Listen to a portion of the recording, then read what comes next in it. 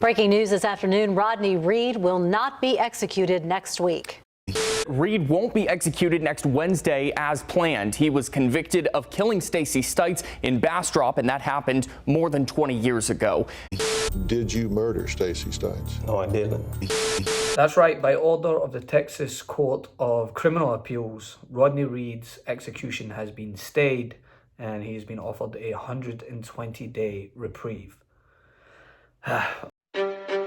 An innocent man is on death row. Mountains of evidence exonerates Rodney Reed, but all of that evidence was kept from the all-white jury that convicted him. I am absolutely innocent in this case. I absolutely had nothing to do with Stacey's death. All right, so as you can see, I clearly just came from outside, or as the jokes will probably say, from a safari. But I needed to do as quick a response to this as possible, because this has been going on not just in the recent events that you've seen with countless activists, celebrities, government officials calling for this decision to be made, but this actually was a decision that was made back in 2015.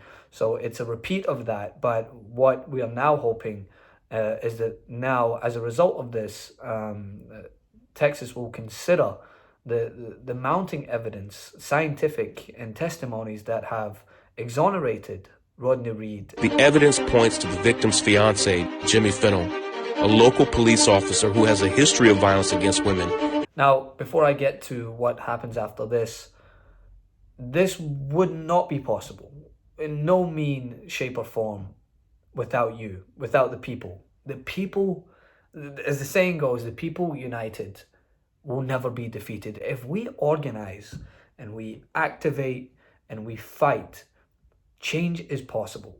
Now, I have to, first of all, commend the efforts of the Innocence Project, who have been fighting tooth and nail to really shed light on Rodney's case and bring it to attention and take it to anyone and everyone who would listen. And they've been fighting for this for years. As I mentioned, this isn't just a recent thing.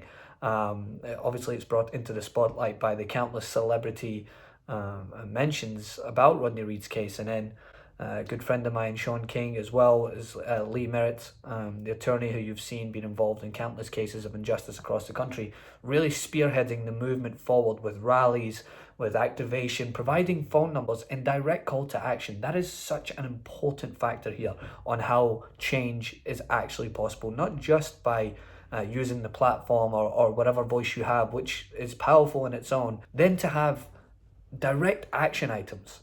That is the difference maker. That is the change. Sean outlined countless numbers that I and have been asking people that I know and people that follow me to go ahead and call those numbers, and nearly 30,000 calls were made to plea for the stay of execution.